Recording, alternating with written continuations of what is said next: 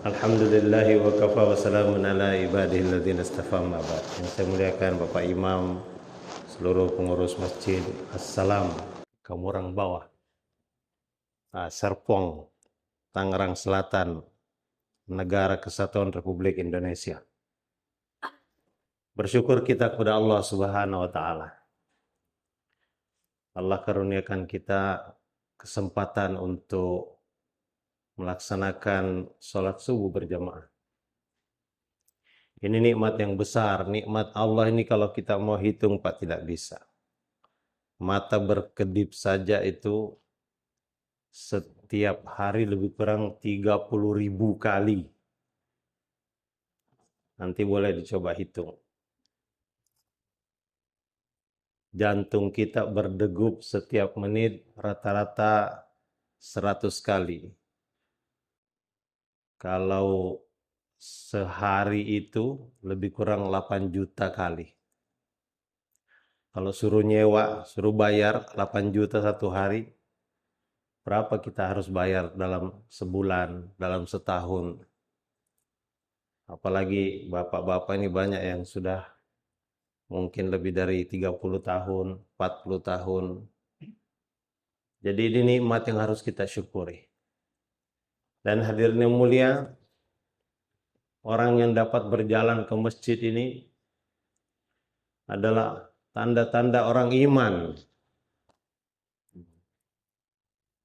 Dalam Al-Quran disebutkan innama ya'muru masajidallah man amana billahi wal yaumil akhir. Orang yang berjalan ke masjid, memakmurkan masjid, inilah tanda orang yang beriman kepada Allah dan hari akhir. Dan Nabi SAW sampaikan, "Iza ra'aitumur rajul ya'tadul masjid, fashhadu lahu bil iman." Kalau kamu melihat orang ini bolak-balik ke masjid, maka saksikan dia orang beriman. Orang tua bolak-balik ke masjid, orang tua beriman. Anak-anak muda seperti ini yang belum ada jenggotnya, bolak-balik ke masjid, tanda orang beriman. Dan hadirnya mulia, iman akan meningkat kalau diusahakan.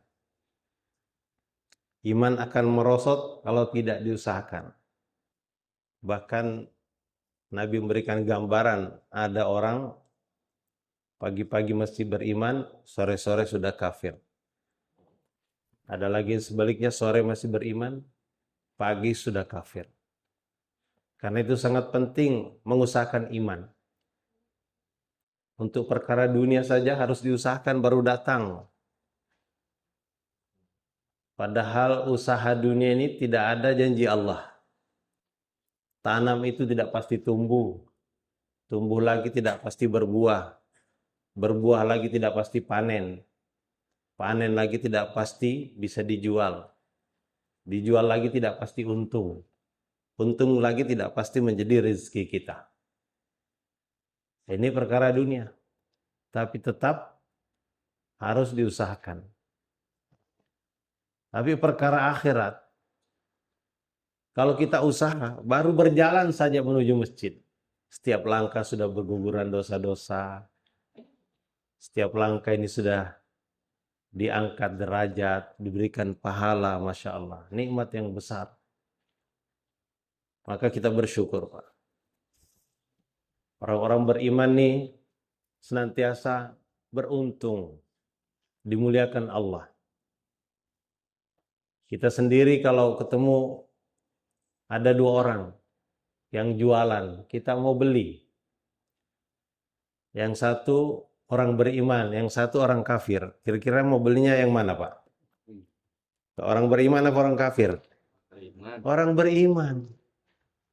Ada dua orang beriman, satu rajin sholat, satu enggak sholat. Kira-kira mau belinya di tempat mana? Yang rajin sholat atau yang tidak sholat? Yang sholat, Pak. Masya Allah. Dua-duanya sholat, satu senyum, satu manyun. Hah? Kira-kira belinya di tempat yang senyum atau yang manyun? Yang senyum, Masya Allah. Ada juga yang senyum, tapi yang satu ikhlas, satu culas. Nah, kira-kira belinya di tempat yang ikhlas atau yang culas? Yang ikhlas. Ada dua pilot pesawat terbang. Yang satu beriman, satu tidak beriman. Bapak mau beli pesawat yang orang beriman atau yang tidak beriman? Yang beriman, Masya Allah. Beruntung Pak menjadi orang beriman. Disukai di dunia, disukai di akhirat. Orang beriman itu kalau masuk kubur, wangi surga akan ditiupkan ke dalamnya. Karena orang beriman ini disukai oleh bumi, disukai oleh langit, disukai oleh seluruh makhluk-makhluk. Bahkan seluruh makhluk ini disuruh tunduk. Allah perintahkan, ya dunia ikhdimi man khadamani wastakhdimi man khadamaki. Wahai dunia, tunduklah kamu kepada orang yang tunduk kepadaku. Perintah Allah kepada dunia. Perintah Allah kepada sawah, ladang, pabrik, toko, kantor. Dunia ini disuruh tunduk kepada orang beriman. Itu sebabnya dahulu para sahabat, walaupun jumlahnya sedikit, bisa menaklukkan negara-negara superpower. Rom, Parsi, kalau sekarang tuh mungkin Amerika, Cina, tunduk di bawah kaki-kaki orang beriman. Mereka menyerahkan hartanya, sampai-sampai tumpukan emas di Madinah itu lebih tinggi daripada orang dewasa yang berdiri. Disitulah mahkota Raja Kisra dijadikan bola oleh anak-anak Madinah. Ditendang-tendang itu emas. Saking kayanya mereka pada waktu itu, sampai-sampai dikatakan, sering disampaikan oleh Pak Cecep, bahwa datang kekayaan dari Rom dan Parsi itu sebesar 3 miliar dinar. 1 dinar itu 4,25 gram emas. Sekarang harga emas udah mahal. Ada yang jualan emas di sini? Harga emas lebih dari 2 juta sekarang. 2 kali 4 sama dengan 8. 8 kali 3 miliar sama dengan 24.000 triliun. Saya dengar Menteri Keuangan mengatakan utang NKRI 9.000 triliun. Masih lebih banyak uang sahabat. Kalau kita pinjam uang sahabat 9.000, masih sisa mereka 15.000. Jadi kaya raya sahabat. Kekayaan datang kepada mereka dari mana? Apakah pertanian mereka begitu hebat? Tidak Pak. Kalau Bapak sudah pergi umroh, pergi haji, melihat negeri sahabat itu gersang, kering kerontang. Sejauh mata memandang itu batu, pasir, panas terik di siang hari, dingin menusuk tulang di malam hari. Tapi hidup mereka sejahtera. Atau mungkin mereka punya sarjana ekonomi yang lebih canggih? Tidak ada. Nggak ada sahabat yang masuk sekolah, yang masuk kuliah. Nggak ada. Siapa sarjana ekonomi di zaman sahabat? Nggak ada. Hadirin mulia, harusnya negeri kita ini jauh lebih makmur daripada negeri sahabat. Karena tanah kita gembur, tanamannya subur, sejauh mata memandang hijau royo-royo, gunungnya besar, dalam gunung ada emas, ada minyak, ada batu bara, lautan kita luas, dalam laut ada ikan besar, di dasarnya ada mutiara. Tapi kenapa rakyat tidak sejahtera? Kenapa rakyat mengeluh hidup sengsara? Hadirin yang mulia, kata Haji Halim Hasan nih, Gubernur Bengkulu, karena salah kita itu gunung didaki, lautan diseberangi, masjid dilewati. Kadang kita jumpa masjid lebih banyak tiangnya daripada orang sholatnya. Kita beruntung di Assalam ini lebih banyak orang sholatnya daripada tiangnya. Tapi alhamdulillah kami ini sedang bergerak. Ini sudah masjid ke-23, 24. Kami sedang bergerak menuju Lampung. Pertemuan umat Islam di Lampung. Tabligh Akbar Indonesia berdoa. Dan istimewa ini bukan dihadiri hanya dari Indonesia. Sekarang sudah lebih dari 160 jemaah dari seluruh dunia ada di Indonesia.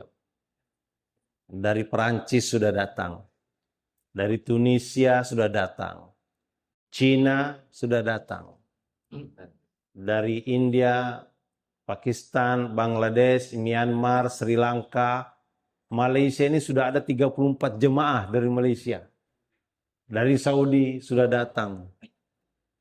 Saya terima telepon dari Syekh Kutub.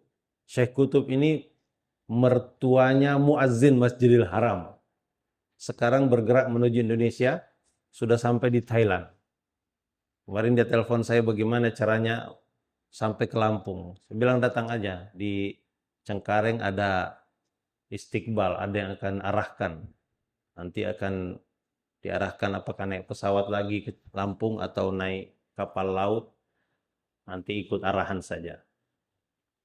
Dari Papua, Ternate, Maluku, Ambon, Sulawesi, Kalimantan, mereka charter kapal datang ke Lampung.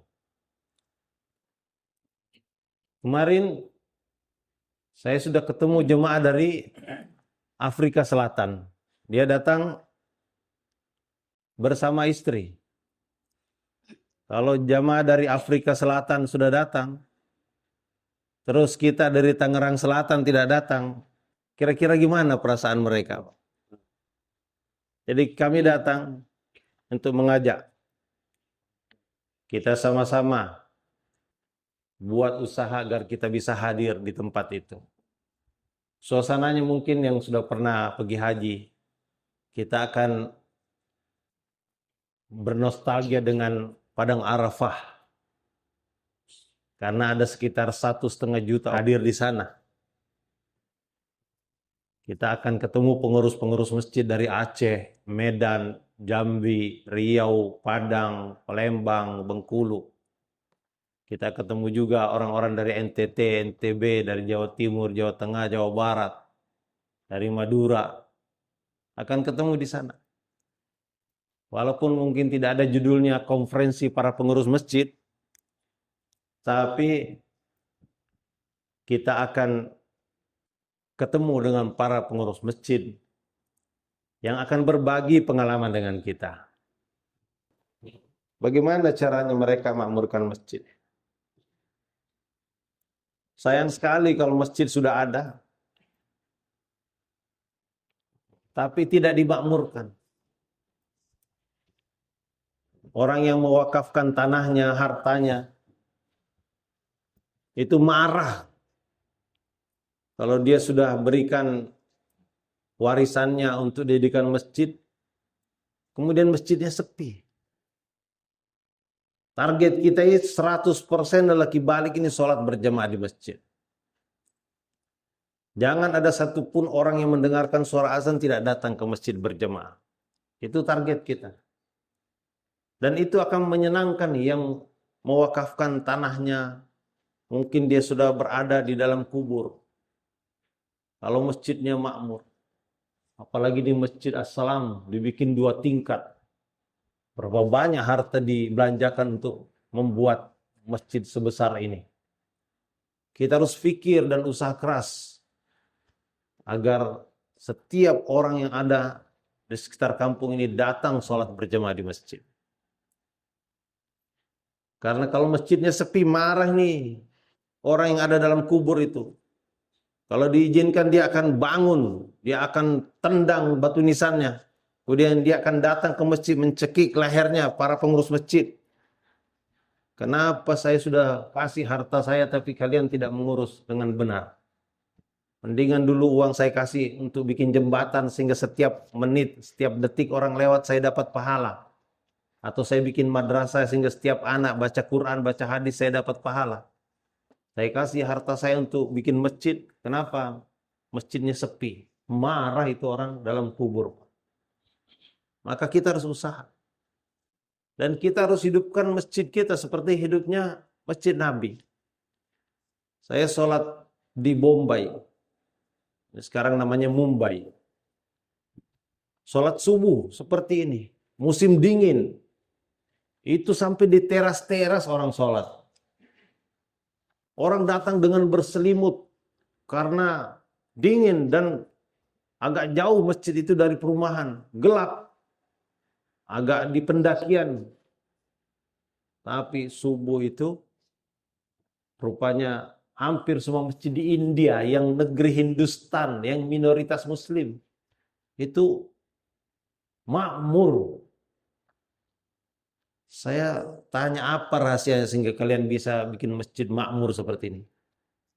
Kata mereka sederhana, kami ikut apa yang ada di masjid Nabi. Di masjid Nabi ada dakwah, kami buat dakwah di sini. Di masjid Nabi ada taklim, kami buat taklim di sini. Anak-anak ada taklimnya, orang-orang dewasa ada taklimnya, perempuan ada taklimnya. Ada taklim dibuat ini. Zikir ibadah dan khidmat. Setiap pagi itu mereka siapkan dal. Ada yang paham dal? Pernah makan dal? Dal ini seperti bubur kacang hijau tapi dia warna kuning. Nah, dal boleh di sini. Kalau tidak ada dal di sini, kalau tiap hari disiapkan singkong rebus. Udah, insya Allah. Ini Haji Yahman siapkan singkong rebus di sini, masya Allah. Orang akan senang. Lebih mudah Pak ngajak orang makan daripada ngajak sholat. Kalau kita ngajak sholat banyak alasannya. Kambingnya baru beranak, nggak sholat. Ayamnya baru bertelur, nggak sholat. Kadang-kadang bebeknya mencret, nggak sholat. Tapi kalau kita ajak makan, walaupun dia lagi motong kayu, tinggalkan tuh gergajinya, ikut.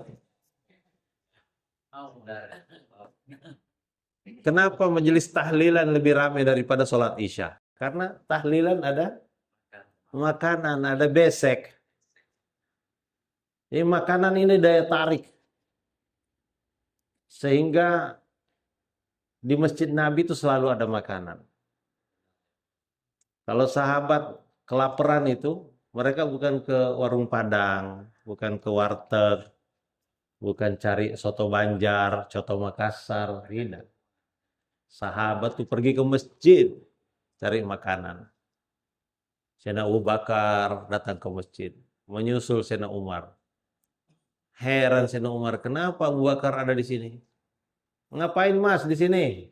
Tuh, aku lapar, Mar.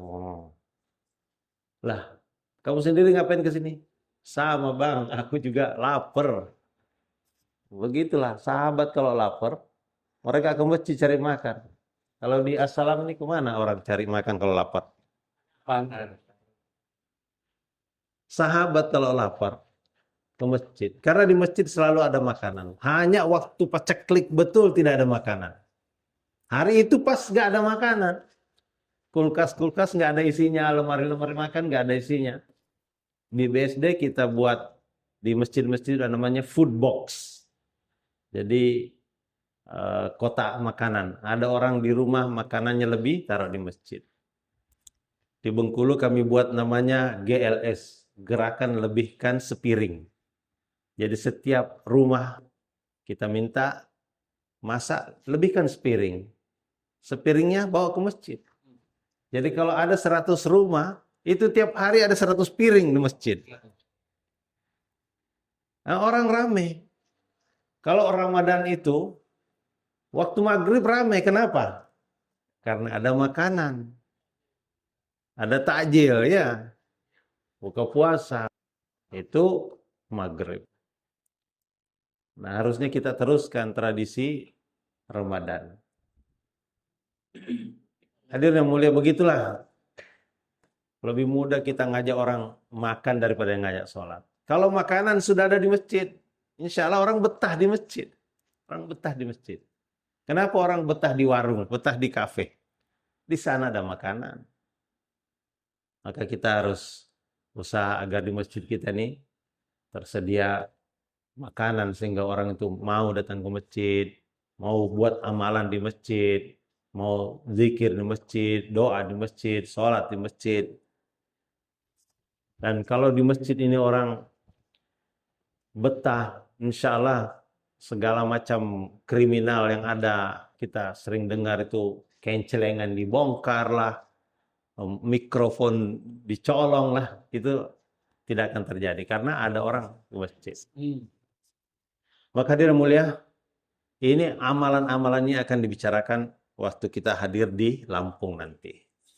Bermuzakarah bagaimana ada masjid di Jawa Tengah sana, berani ngasih modal kepada jemaahnya. Ini masjid mensejahterakan jemaah. Masjid memakmurkan jemaah. Jemaah memakmurkan masjid. Jadi saling berbagi. Dan para sahabat hidupnya sejahtera karena memang amalan masjid ini itu amalan yang menghilangkan kemiskinan. Ada orang mengadu kepada Rasulullah, ya Rasulullah, kami ini krismon, ini gak punya uang, punya makanan. Nabi itu bukan kasih modal dagang di pasar, Nabi bukan kasih bibit untuk letakkan di kebun atau kambing untuk digembala, tidak. Nabi bacakan ayat wa'mur ahlaka bis-shalah, perintahkan keluargamu sholat. Ini sahabat. Diperintahkan sholat, selesai masalah ekonominya. Kita ini ingin selesai masalah ekonomi tapi nggak mau sholat. Coba perhatikan satu negara, orang sholat dibanding tidak sholat berapa banyak? Satu provinsi, atau satu kabupaten, atau satu kecamatan, atau satu kelurahan, atau satu kampung ini aja. Lebih banyak mana orang sholat dibanding tidak sholat. Maka itulah maksudnya kita berkumpul di sini. Agar kita saling ingatkan, makmurkan masjid. Karena disinilah datang keberkahan. Allah mengumumkan wa fis sama'i rizqukum. Di langit diletakkan rezeki kamu. Dan kendaraan untuk naik ke langit itulah sholat. As-sholatu mi'rajul mu'minin. Kalau semua orang sholat, maka Allah janjikan kesejahteraan. Begitulah hadirin yang mulia, mudah-mudahan pertemuan yang singkat ini bermanfaat. Dan tanggal 16 nanti, seperti disampaikan tadi Pak Cipto, akan ada pertemuan untuk warga Tangerang, Tangerang Selatan, Tangerang Kota, dan Tangerang Kabupaten akan berkumpul di Masjid Al-Kautsar, Pondok Arum. Masyayikh kita datang dari India untuk menyampaikan arahan bagaimana caranya kita ini bergerak menuju Lampung, dan yang terpenting bagaimana Allah ridho dengan kehidupan kita.